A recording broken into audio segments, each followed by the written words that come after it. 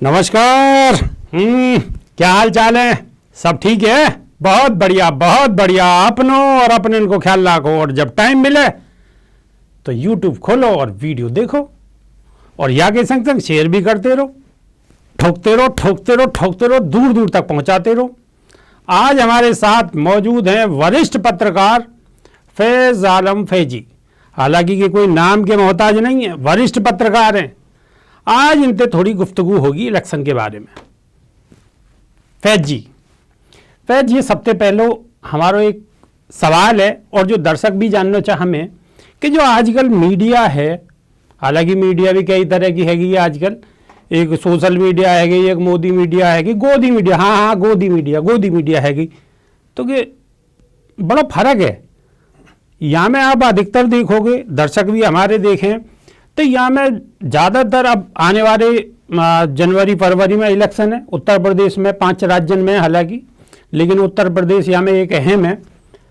तो जब आप चैनल देखोगे तो उनमें ज़्यादातर आपको दिखाई देगी, मतलब सबको ही दिखाई देगी कि बीजेपी और समाजवादी पार्टी की दोनों को दिखाने के इन लोगों की ही टक्कर है, दो पार्टियों की। पार्टी तो और भी है, बहुजन समाज पार्टी है और जी एक नई पार्टी और भी आ गई है, मजलिस-ए-इत्तेहादुल मुस्लिमीन, हैदराबाद से आ गए हैं खान साहब, असदुद्दीन ओवैसी जी, उनकी भी एंट्री है गई है। लेकिन और काय के विषय में कोई बात नहीं हो, या पे आपको क्या कहना हो? चलिए, बड़ा अच्छा सवाल है। शुरुआत भी बड़े अच्छे सवाल से किया गया है, तो जाहिर सी बात है इसका जवाब भी उसी अंदाज में मिलना चाहिए, देना चाहिए, ताकि हमारे दर्शक भी समझ सकें। आपका तो सबसे पहले शुक्रिया जो आपने इस लायक समझा हमें और अपने स्टूडियो में बैठाला इन सवालों के साथ। आप सवाल करते वक्त शायद एक पार्टी का नाम भूल गए, कांग्रेस भी है। तो समाजवादी पार्टी गठबंधन और एनडीए यानी कि बीजेपी गठबंधन और मजलिस-ए-इत्तेहादुल मुस्लिमीन प्रमुख असदुद्दीन ओवैसी, इनका जिक्र किया, कांग्रेस भी इसमें शामिल है। इन तमाम सवाल का जो गोदी मीडिया के हवाले से आपने सवाल किया, इसका एक सीधा सा जवाब देना चाहता हूं और बहुत ही सरल जवाब देना चाहता हूं। 2007 के विधानसभा चुनाव को आप याद करें। 2007 विधानसभा चुनाव में किसी ने नहीं ये कहा था कि मायावती पूर्ण बहुमत के साथ सरकार बनाएंगी, यानी सत्ता में आएंगी। नतीजे जब आए तो दुनिया ने देखा, न सिर्फ उत्तर प्रदेश ने, दुनिया ने देखा कि क्या था। नतीजे ये थे कि उत्तर प्रदेश में बहुजन समाज पार्टी ने काफ़ी अरसे के बाद, यानी और भी दूसरी पार्टियों का अगर जिक्र कर लें इसमें, तो काफ़ी अरसे के बाद पूर्ण बहुमत की सरकार बनाई थी। जबकि किसी मीडिया ने ये नहीं दिखाया था कि पूर्ण बहुमत की सरकार मायावती बनाने जा रही है। तो इसलिए अगर ये बात कही जा रही है तो कहने दीजिए, अपनी जगह है। अब ज़्यादा दूर जाने की कोई आवश्यकता नहीं है। पश्चिम बंगाल चले हम लोग, अभी विधानसभा चुनाव हुए हैं। तमाम मीडिया वालों ने ये दिखाया कि बीजेपी और टीएमसी के बीच में जबरदस्त मुकाबला है, कांटे का मुकाबला है। हाँ, बहुत जोर शोर से दिखाया गया, बहुत जोर शोर से दिखाया गया। बल्कि कुछ मीडिया ने तो ये भी दिखाया कि बीजेपी बहुत आगे है, क्लीन स्वीप कर रही है। बिल्कुल बिल्कुल। लेकिन नतीजे क्या हुए? बीजेपी का ही रही। बिल्कुल। नतीजे जब आए तो बीजेपी कहीं थी ही नहीं। अच्छा, तो मतलब हमारा सवाल ये है कि ये भी कोई सोची समझी रणनीति के तहत है, या में भी कोई रणनीति है क्या? देखिए, इसीलिए तो गोदी मीडिया नाम दे दिया गया है आज की तारीख में। कल को गोदी मीडिया कहाँ कोई बोलता था। आज अगर कोई गोदी मीडिया बोल रहा है तो जाहिर सी बात है उसके पीछे कोई कारण तो जरूर होगा ना, इसलिए गोदी मीडिया बोला जा रहा है। मीडिया तो है ही, मीडिया में अगर आपने गोदी लगा दिया है तो कोई तो कारण है, कोई तो वजह है जिसकी वजह से गोदी बोला। हाँ, नया नामकरण संस्कार कर दिया गया। उसकी वजह यह है कि कुछ मीडिया वाले ऐसे हैं जो एक तरफा न्यूज़ दिखा रहे हैं, एक तरफा खबर दिखा रहे हैं, तो इसलिए गोदी मीडिया कह दिया गया। चूंकि अगर आप पत्रकार हैं, आप मीडिया में काम करते हैं, आप मीडिया कर्मी हैं, तो आपकी ये प्राथमिकता होनी चाहिए कि आप निष्पक्ष हो जाएं। ये आपका ईमान भी है, क्योंकि जब तक आप निष्पक्ष नहीं होंगे आप पत्रकार हो ही नहीं सकते हैं। तो निष्पक्षता बहुत ही ज़रूरी है पत्रकारिता के लिए। दूसरी बात यह है कि मैं एक और इसमें परिभाषा जोड़ दूं कि पत्रकारों के बारे में ये कहा जाता है, या मीडिया के बारे में ये बात कही जाती है कि मीडिया दरअसल वही न्यूट्रल है, निष्पक्ष है जो विपक्ष में हो।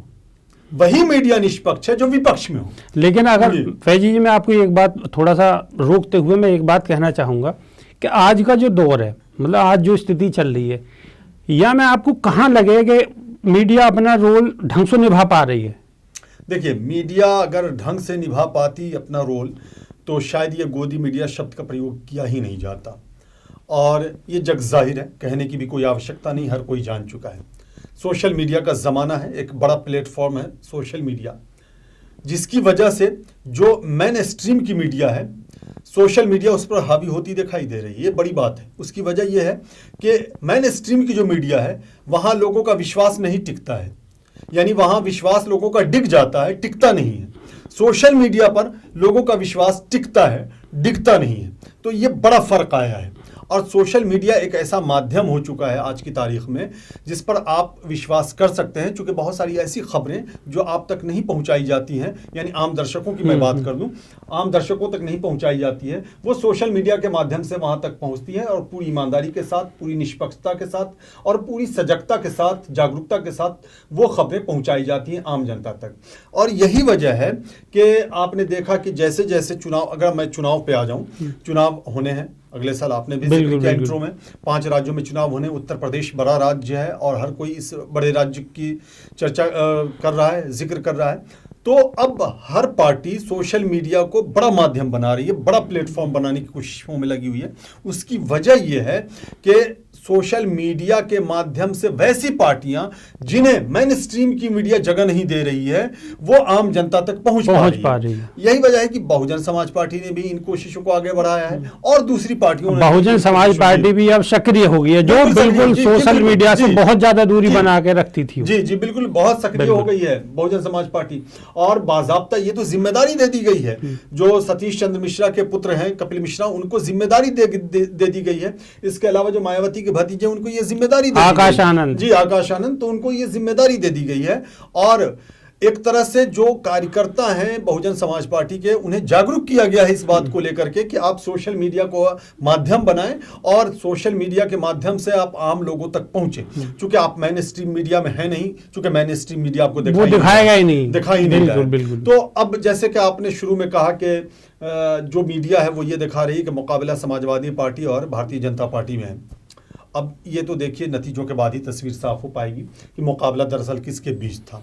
लेकिन अभी जो ज़मीन पर चीज़ें नज़र आ रही हैं, धरातल पर जो चीज़ें नज़र आ रही हैं, उसके अनुसार तो ये कहा ही जा सकता है कि नहीं, ऐसा नहीं है, मुकाबले में बहुजन समाज पार्टी है। हाँ, ये बात अलग है कि शुरू में, बिल्कुल निष्पक्षता से ये बात कह रहा हूं मैं, तभी तो मैं ये भी बात कहने जा रहा हूं कि शुरू में बहुजन समाज पार्टी नहीं थी इस मुकाबले में। लेकिन जैसे जैसे चुनाव का वक्त नजदीक आता जा रहा है, हालांकि अभी अनाउंस नहीं हुआ है, अनाउंस होना बाकी है चुनाव आयोग की तरफ से, तो बहुजन समाज पार्टी अपना कदम बढ़ाती जा रही है और बहुत तेजी से आगे बढ़ रही है।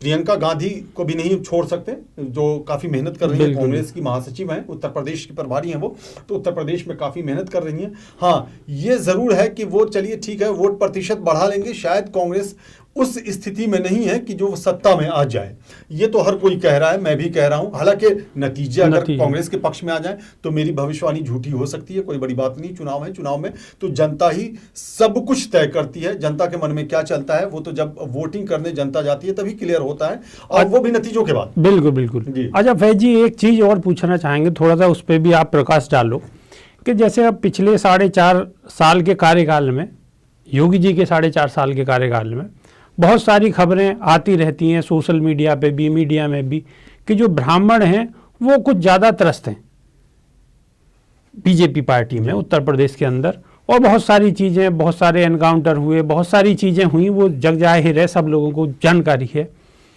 अच्छा, और जो बहुजन समाज पार्टी के महासचिव सतीश चंद्र मिश्रा जी दिन रात लगे हुए हैं, प्रबुद्ध वर्ग सम्मेलन भी करे उन्होंने, और अयोध्या से ही उन्होंने शुरुआत करी है जी। तो आप इस चीज़ को आप कैसे लेते हैं कि वो कहीं ना कहीं मिश्रा जी समझा पाएंगे ब्राह्मणों को, यानी कि बसपा के साथ ब्राह्मण आ पाएंगे, या कैसे देखते हैं आप? नहीं, ये इसलिए देखा जा सकता है, और इस बात में इसलिए दम नजर आ रहा है कि 2007 में सोशल इंजीनियरिंग का फॉर्मूला अपनाया था बहुजन समाज पार्टी ने। सोशल इंजीनियरिंग के माध्यम से बहुजन समाज पार्टी ने सत्ता पर काबिज होने में कामयाबी हासिल की थी, वो भी पूर्ण बहुमत के साथ, जिसकी चर्चा हम लोग लगातार कर रहे हैं। सतीश चंद्र मिश्रा की खूबी यह है कि वो एससी मिश्रा कहते हैं खुद को। बहुत दिलचस्प उसको परिभाषा देते हैं वो एससी मिश्रा। हाँ, एससी मिश्रा, मतलब मैं एससी पहले हूँ, ऐसा कहना, मैं एससी पहले हूँ और मिश्रा बाद में हूँ। मिश्रा बाद में। बिल्कुल बिल्कुल। तो एससी मिश्रा कहते हैं, कपिल में माफ कीजिएगा, सतीश चंद्र मिश्रा ये बात कहते हैं। अच्छा, मजे की बात और फैज जी, एक चीज और मैं बताना चाहूंगा, उनका पूरा ही परिवार, मतलब पूरा घर, कुनबा, खानदान, सब दिन रात लगे हुए हैं। हालांकि राजनीति में और कोई इन्वॉल्व नहीं है, मतलब उन पर कोई पद नहीं है। मिश्रा जी के अलग, सतीश चंद्र मिश्रा जी के अलग, मानो उनकी वाइफ हैं, उनके जो बेटा हैं, उनकी जो बेटी हैं, पूरा परिवार दिन रात घनघोर मेहनत में लगे हुए। जी बिल्कुल, इससे कोई गुरेज नहीं, मतलब कोई इनकार नहीं कर सकता है कि पूरा परिवार लगा हुआ है। और सबसे बड़ी बात इसमें यह है कि न सिर्फ पूरा परिवार लगा हुआ है, अपना कोई हित भी नहीं है। बिल्कुल बिल्कुल। वो चाह रहे हैं कि बहुजन समाज पार्टी सत्ता में आए और जो बहुजन समाज के लोग हैं, जो दबे कुचले लोग हैं, गरीब मजदूर हैं, अल्पसंख्यक समुदाय के लोग हैं और जो पिछड़े लोग हैं, उनका भला हो बहुजन समाज पार्टी के माध्यम से। उसकी वजह भी है, 2007 से 2012 में जब बहुजन समाज पार्टी की सरकार थी उत्तर प्रदेश में पूर्ण बहुमत के साथ, तो कानूनी व्यवस्था एक बड़ा मुद्दा आज की तारीख में भी है। और 2012 में जब समाजवादी पार्टी की सरकार आई थी, 2017 में जब बीजेपी की सरकार आई तो 2017 में भी बड़ा मुद्दा था, तो आज भी ये बड़ा मुद्दा है। तो मायावती को ऐसे ही लोग याद करते हैं। तो सतीश चंद्र मिश्रा में ये खूबी है कि वो उसे अपने सांचे में ढाल लेते हैं जिसकी आवश्यकता महसूस होती है। ब्राह्मणों के बारे में ये कहा जाता है, उत्तर प्रदेश के संदर्भ की अगर हम बात की जाए, कि त्रस्त है वर्तमान सरकार से। हालांकि कितने त्रस्त हैं ये तो जब नतीजे आएंगे, ब्राह्मण कहां वोट देते हैं, उसके बाद ही तस्वीर साफ हो पाएगी। लेकिन जो अभी बातें निकल करके सामने आ रही उसी के अनुसार मैं ये बात कह रहा हूं।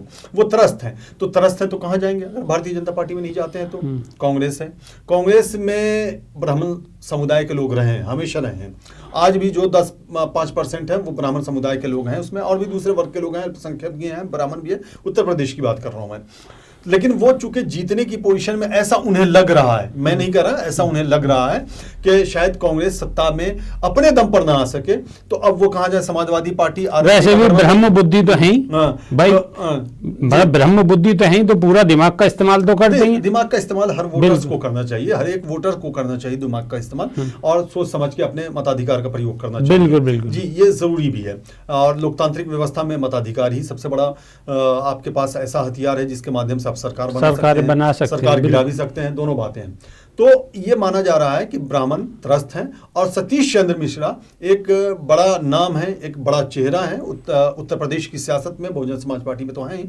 इसलिए सतीश चंद्र मिश्रा के जिम्मे ये जिम्मेदारी दे दी गई है कि आप प्रबुद्ध सम्मेलन के जरिए उन्हें जोड़ने की कोशिश करें। आखिर वो कहाँ जाएंगे? सोशल इंजीनियर की हम बात कर रहे थे, तो सोशल इंजीनियरिंग 2007 में जब मायावती ने अपनाया था, तो ब्राह्मण जोरदार तरीके से मायावती के समर्थन में खड़े हो गए थे, नजर आ रहे थे। उसमें उस समय में मुस्लिम समुदाय का भी खूब समर्थन मिला था, बहुजन समाज पार्टी को ब्राह्मण समुदाय का भी खूब समर्थन मिला था और दूसरे समुदाय का भी मिला था। इस बार, लेकिन ये भी कहना जरूरी है, इस बार 2022 में जो चुनाव होने जा रहे हैं उसमें थोड़ा अंतर है पहले के चुनावों में, इसलिए कि एक लंबा आंदोलन चला है किसानों का।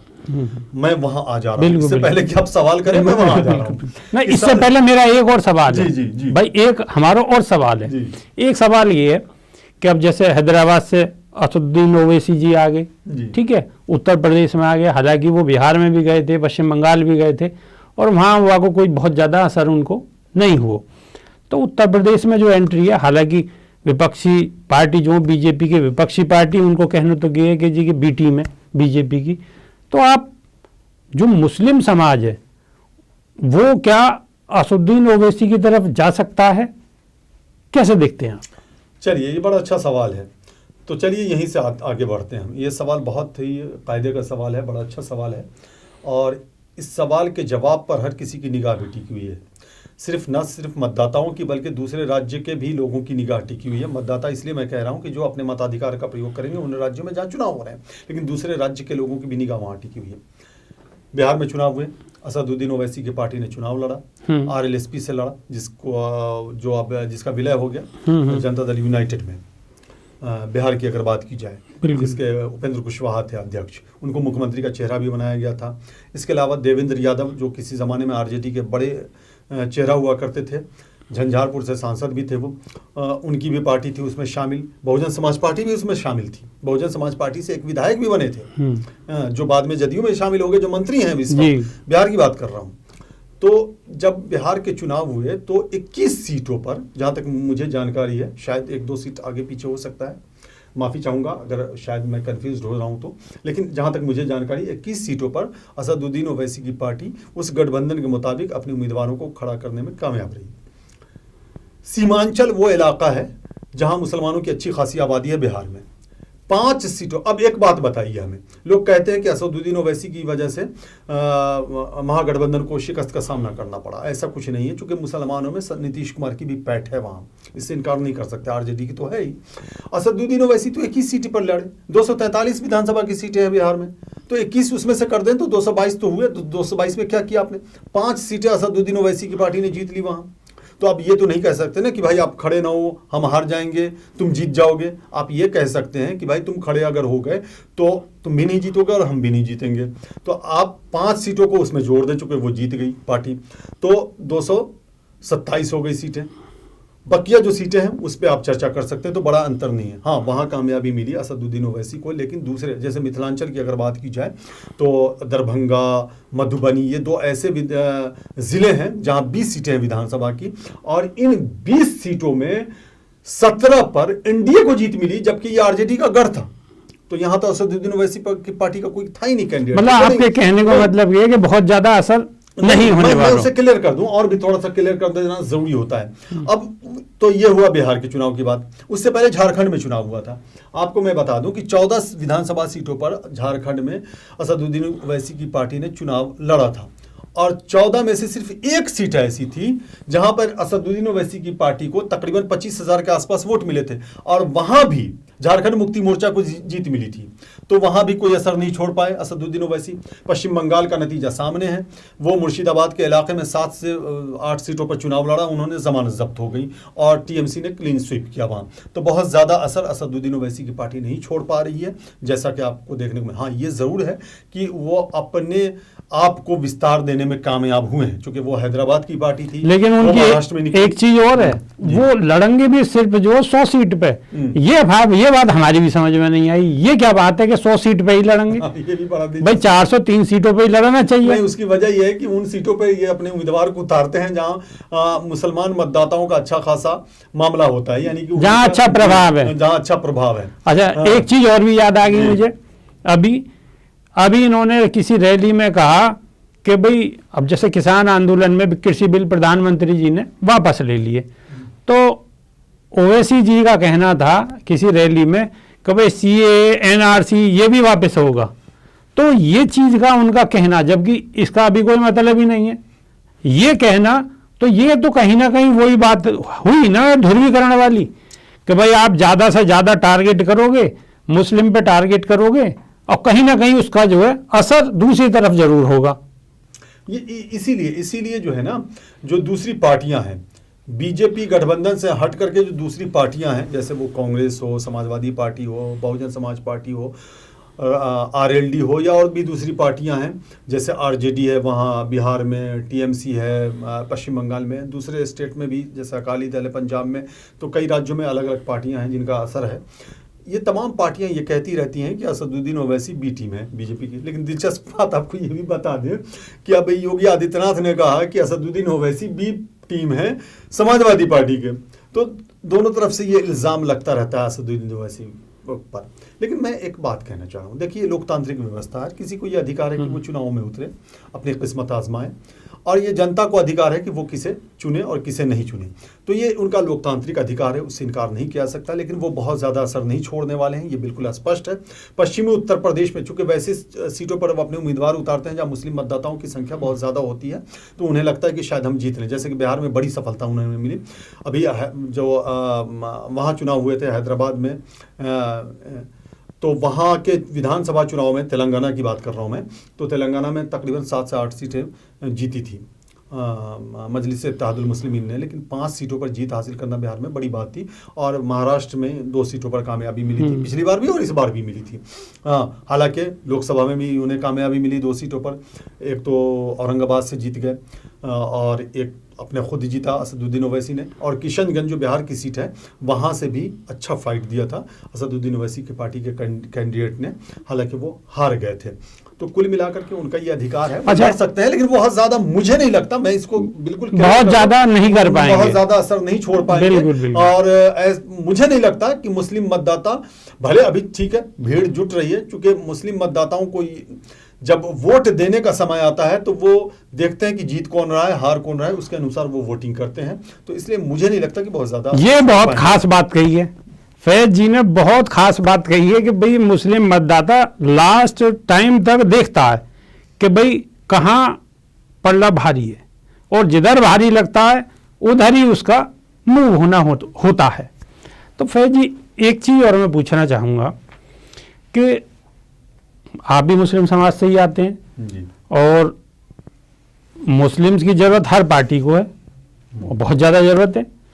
तो जैसे मुस्लिम पहले 1-2 पार्टी को नहीं है, मैं नाम नहीं लेना चाहूँगा, बीजेपी को जरूरत नहीं है, मैं नाम नहीं लेना चाहूँगा ना, मैं ले रहा हूँ ना नाम, तो आप उसके लिए बेफिक्र रहें, मैं नाम ले रहा हूँ। हालांकि लोग जुड़े हैं, वहाँ भी जुड़े। बीजेपी को जरूरत नहीं है, क्योंकि उन्हें ना लेने में ज्यादा फायदा है, लेने में नुकसान है उन्हें, तो वो अपना नुकसान क्यों करेंगे, सीधी सीधी बात है। अब मेरा सवाल ये है कि बहुजन समाज पार्टी को ऑलरेडी पहले वो जुड़ चुके हैं, भाई ब्राह्मण भी जुड़ चुके हैं, पहले मुस्लिम भी जुड़ चुके हैं, उनका पूरा कार्यकाल देखा है, चारों बार का कार्यकाल देखा है।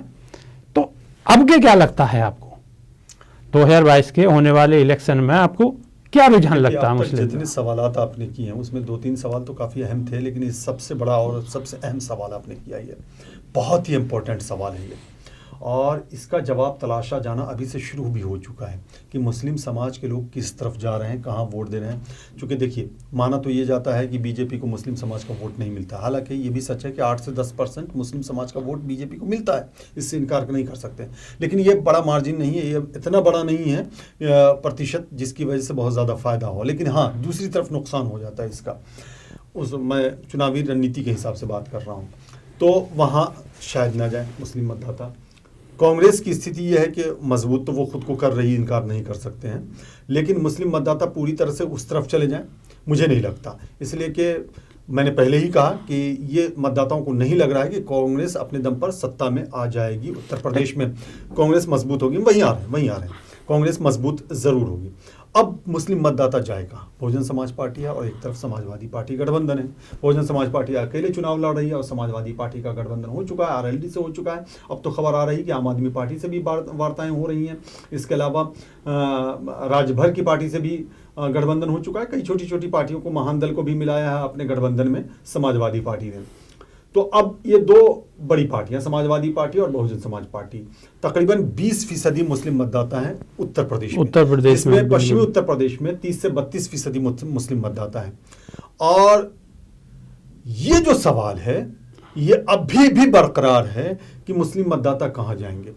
अभी मुस्लिम मतदाताओं से अगर आप बात करें, मुस्लिम वोटर्स से अगर बात करें या मुस्लिम समुदाय के लोगों से बात करें, वो खुल करके बात करने को बिल्कुल भी राजी नहीं है। ये उनकी स्ट्रेटजी भी होती है। आप कई चुनाव में आपने देखा होगा कि वो खुल के बात नहीं करते हैं, लेकिन जब वोट देने का वक्त आता है तो बिल्कुल खामोशी के साथ वो वोट डाल देते हैं, कहाँ डालना है, बहुत ज़्यादा हंगामा नहीं करते। तो 20% अगर जिस तरफ चला जाए तो जाहिर सी बात है उसका पल्ला तो होना ही होना है।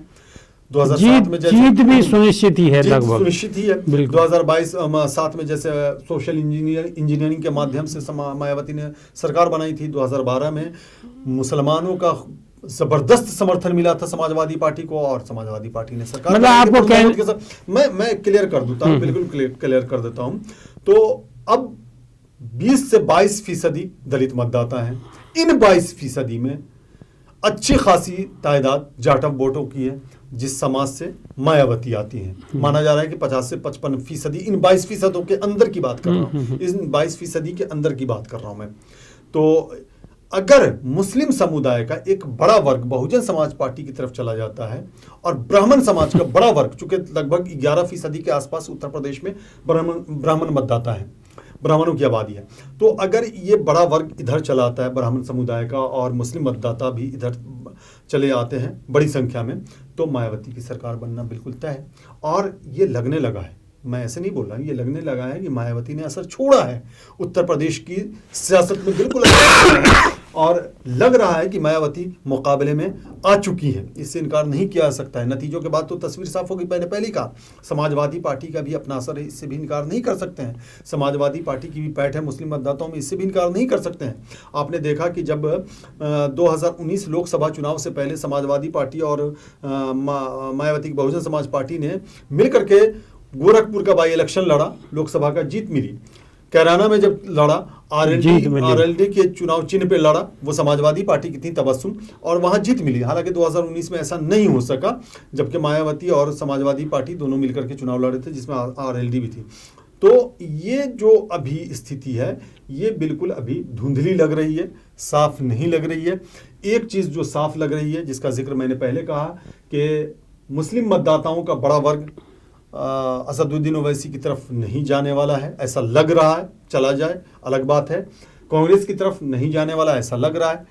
भारतीय जनता पार्टी के पास कुछ मत प्रतिशत हैं मुस्लिम मतदाताओं के, जिसका मैंने जिक्र किया कि 8 से 10% मुस्लिम मतदाता वोट करते हैं भारतीय जनता पार्टी को। लेकिन बड़ा वर्ग जो है या तो बहुजन समाज पार्टी को वोट करता है उत्तर प्रदेश में, या समाजवादी पार्टी को वोट करता है। और समाजवादी पार्टी ने जिस तरह से आरएलडी के साथ गठबंधन किया है, ये भी बताना ज़रूरी है, क्योंकि किसान आंदोलन का अपना इम्पैक्ट रहा है पश्चिमी उत्तर प्रदेश में। उससे ऐसा लग रहा है कि समाजवादी पार्टी भी मुकाबले में है। अगर मैं ये कहूँ जो परिस्थितियां हैं, मैं ये कहूं कि मुकाबला त्रिकोणीय होगा, तो बिल्कुल उससे गलत, मतलब उसे गलत माना ही नहीं जा सकता है, जिसमें बहुजन समाज पार्टी होगी, समाजवादी पार्टी गठबंधन और भारतीय जनता पार्टी गठबंधन। इसमें जीत किसे मिलती है, कांग्रेस भी असर छोड़ेगी, इससे भी इनकार नहीं किया जा सकता है। जीत किसे मिलती है, ये तो अभी बहुत वक्त दूर की बात है कि अभी पूरी तरह से कह दिया जाए कि जीत किसे मिलती है, क्योंकि चुनाव के बारे में ये कहा जाता है कि लास्ट आवर में वोटर्स अपना माइंड बदल देते हैं। हाँ, वो कयामत की रात होती है, इलेक्शन से पहले बदल देते हैं। वहां में भी कछु भी है सके, वहां भी कुछ हो सकता है। अच्छा, एक सवाल और है। एक, अगर भीम आर्मी प्रमुख चंद्रशेखर की अगर हम बात ना करें तो भी बात अधूरी रह जाएगी।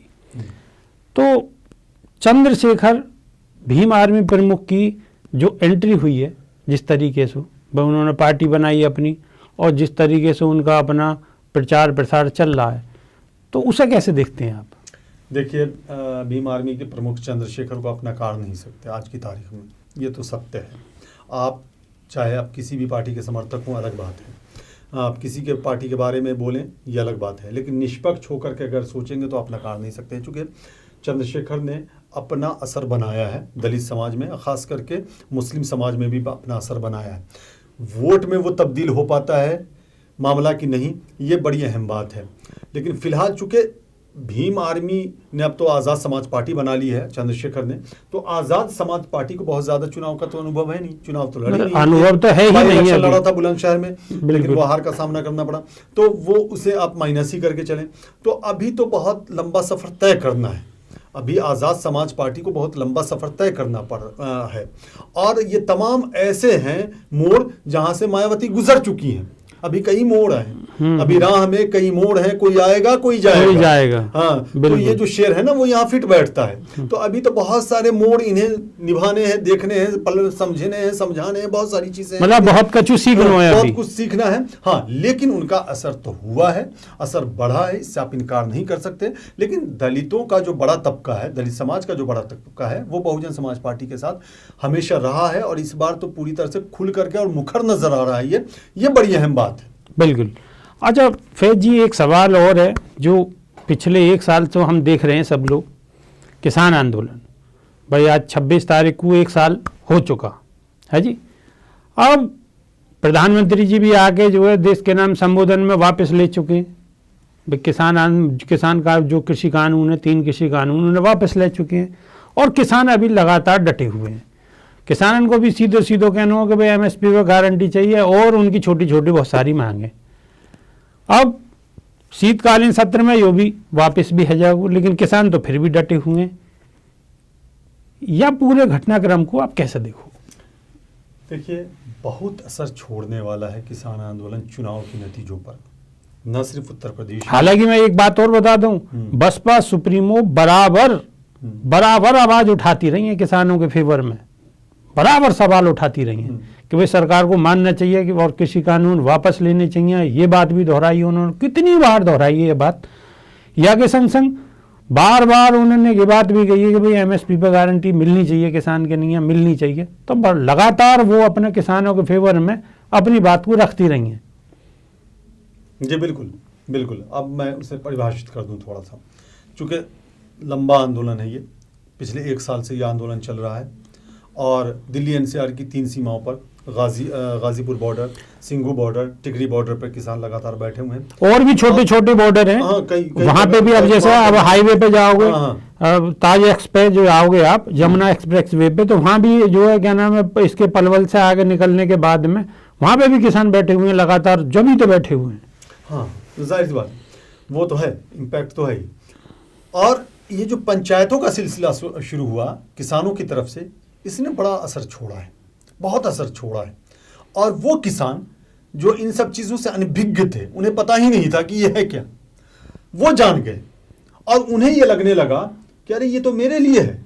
मतलब आंदोलन हर घर में पहुंच गया, आंदोलन जो पहुंच गया, काई ना मालूम है, सब मालूम पड़ गई, हर घर में पहुंच गया। अच्छा, और जब तक प्रधानमंत्री जी ने वापस लिए, जब तक और जो रह गए ना थोड़े बहुत कहीं बच रहे कोने में, उन्हें भी मालूम पड़ गई सब। तो अब ये बड़ा मतलब अहम मामला है, बहुत ही अहम बात है ये कि प्रधानमंत्री ने उस समय वापस लेने की घोषणा की है जब चुनाव बिल्कुल नजदीक आ चुके हैं।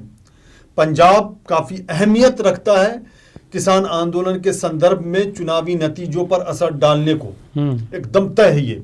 इसी तरह से उत्तर प्रदेश, खास करके अगर पश्चिमी उत्तर प्रदेश की बात की जाए, बताया जाता है कि पश्चिमी उत्तर प्रदेश का ऐसे तो सीमांकन नहीं कर सकते आप, लेकिन कुल मिलाकर के 100 के आसपास सीटें हो सकती हैं पश्चिमी उत्तर प्रदेश में विधानसभा की। और यहाँ जो जाट समुदाय हैं उनका अपना एक असर रहा है, जाट समुदाय का, जो 100 विधानसभा सीटों पर असर रखते हैं। और बताया जाता है कि 40 से 50 ऐसी सीटें हैं जहां वो निर्णायक भूमिका में है जाट। और जाट और मुसलमानों का जो यहाँ ताल मिल रहा है पश्चिम उत्तर प्रदेश में, वो बिल्कुल ऐतिहासिक रूप से रहा है, इससे आप इनकार कर ही नहीं सकते हैं। यह अलग बात है कि 2013 में जो मुजफ्फरनगर में दंगा हुआ था, उसके बाद बिखराव हुआ था और जाट समुदाय के वोटर्स चले गए थे बीजेपी की तरफ। लेकिन जैसे ही किसान आंदोलन शुरू हुआ तो जाटों को अब ये लगने लगा कि नहीं, उन्होंने ये गलत किया है, गलत फैसला लिया है, और जाट और मुसलमानों का गठबंधन फिर से जमीन पर आ गया है और पूरी तरह से ये असर छोड़ने वाला है। यही वजह है कि प्रधानमंत्री को घोषणा करनी पड़ी, इससे इनकार नहीं कर सकते हैं, इस सियासी पहलू से इनकार नहीं कर सकते हैं। अगर वाकई किसानों के प्रति हमदर्दी होती तो शायद यह कानून पहले ही वापस ले लिया जाता, जिसको मुट्ठी भर किसान भी कहा गया, तो ये बड़ी बात है। लेकिन बावजूद इसके, चूंकि पहले तो कहते थे किसान कि बिल वापसी नहीं, घर वापसी नहीं, अब तो बिल वापस होने की घोषणा हो गई, कैबिनेट ने इसे पास भी कर दिया, अब तो शीतकालीन सत्र में इससे इम्प्लीमेंट कर दिया जाएगा।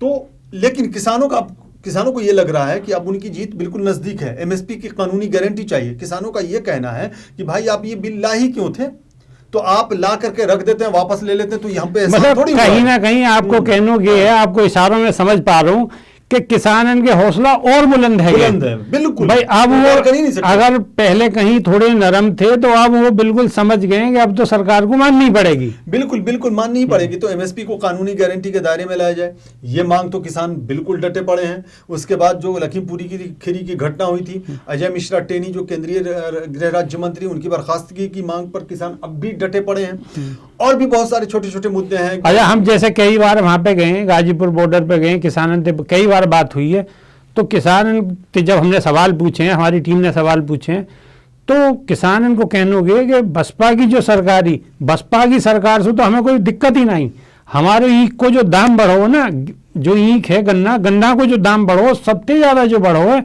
वो बसपा काल में बढ़ो, बसपा की सरकार ही वह दौरान में बढ़ो। बसपा ने इस आंदोलन को बगैर किसी झिझक के खुल करके समर्थन दिया है। बिल्कुल मतलब कोई इफ एंड बट नहीं, कोई आगे पीछे सोचना नहीं, खुल करके समर्थन दिया है। क्योंकि किसान तो अन्नदाता है ना, इससे इनकार नहीं कर सकते ना। तो सिर्फ कहने से तो होगा नहीं, आपको मानना भी पड़ेगा कि किसान अन्नदाता है। भाई हमारा कृषि प्रधान देश है भारत, और अगर किसान ही मुसीबत में हो तो फिर हमारा देश कैसे विकसित हो सकता है, कैसे विकास की राह पर आगे बढ़ सकता है, इससे इनकार नहीं कर सकता। यही वजह है कि बसपा सुप्रीमो मायावती एकदम लगातार किसानों के साथ खड़ी रही, हर वक्त खड़ी रही, हर मौके पर खड़ी रही, और उन्होंने अपने पदाधिकारियों को, यानी कि पार्टी के पदाधिकारियों को किसानों के साथ लगा रखा था कि आप किसान के साथ बिल्कुल खड़े रहें। लखीमपुर खीरी के मामले की घटना हुई तो कई पार्टी के नेता वहां गए, इससे इनकार बिल्कुल नहीं किया जा सकता है। सतीश चंद्र मिश्रा भी वहां गए, लेकिन सबसे पहले जो शुरुआत करी सतीश चंद्र मिश्रा जी ने शुरुआत करी। हालांकि उन्हें हाउस अरेस्ट कर लिया सतीश चंद्र मिश्रा को, लेकिन सबसे पहले घर से उठने वालों में अगर नेता है तो वो सतीश चंद्र मिश्रा जी। बिल्कुल, सतीश चंद्र मिश्रा बिल्कुल खुल करके सामने थे। मतलब कुछ वहां पे था ही नहीं, क्योंकि ये तो बड़ी घटना थी ना, छोटी घटना तो थी नहीं है। जीप से जिस तरह से रौंद दिया गया किसानों को, हालांकि उसके बाद 4 किसानों की तो डेथ हुई और 4 और लोगों की डेथ हुई, जो काफ़ी दुखद रहा है। तो सतीश चंद्र मिश्रा काफ़ी एक्टिव नजर आए। मायावती लगातार इस मुद्दे को उठाती रही, वो मायावती लगातार एग्रेसिव रही। अच्छा, एक चीज़ और मैं जोड़ दूं, शायद आपने वो सवाल नहीं किया, वहां तक पहुंचे नहीं, लेकिन मेरे जहन में ये बात आ गई। मायावती पर यह इल्ज़ाम लगाया जाने लगा कि वो बीजेपी की बी टीम है, इसका जिक्र ही नहीं हुआ। वो बीजेपी के समर्थन में खड़ी होती हैं, वो बीजेपी से गठबंधन कर लेंगी इस बार 2022 के विधानसभा चुनाव में। ये इल्जाम लग रहा था मायावती पर विरोधी पार्टियों की तरफ से। लेकिन मायावती ने ऐलान कर दिया कि वो अकेले अपने दम पर चुनाव अपने दम पे लड़ेंगी। तो सबसे पहली घोषणा, सबसे पहली घोषणा कर दी उन्होंने। यानी कि जो ये इल्जाम लगाए जा रहे थे उसे पूरी तरह से मायावती ने रद्द खारिज कर दिया, बिल्कुल खारिज कर दिया। तो अब इस तरह के इल्जाम की ऐसे ही हवा निकल गई। तो मायावती का असर तो है। देखिए, आप चाहे कुछ भी कर लें, मायावती का विरोध कर लें, मायावती का सपोर्ट करें, कुछ भी कर लें, इस बात से आप इनकार कर ही नहीं सकते हैं कि अगर कानून व्यवस्था की बात हो उत्तर प्रदेश में, मैंने जब भी बात की अपने दर्शकों से तो ये बात ज़रूर कही है, और एक बार फिर कह सकता हूं, और मायावती के विरोधी भी इस बात को स्वीकार करते हैं कि कानून व्यवस्था के मुद्दे पर मायावती ने जो काम किया है वो शायद नहीं हो पाया किसी दूसरी सरकार में। इससे इनकार आप कर ही नहीं सकते। जी बिल्कुल, कर ही नहीं सकते। बिल्कुल। फैज भाई, अब हमारी घड़ी भी जवाब दे रही है, हमें वापस जाना पड़ेगा। और ये थे हमारे साथ वरिष्ठ पत्रकार फैज आलम। फैज जी बड़ी निर्भीकता से जवाब दिए सारे के सारे। आप लोगों की समझ में कितनी बात आई है या फैज भाई कितना समझा पाए, ये तो आपको कमेंट करके आपको बतानी पड़ेगी। और क्या करना पड़ेगा? और लाइक, शेयर, सब्सक्राइब ठोकते रहो, पहुंचा दो दूर दूर तक। देसी देख बगैर ब्रेक बगैर लाग लपेट, बिल्कुल देसी अंदाज में। बहुत बहुत धन्यवाद, नमस्कार।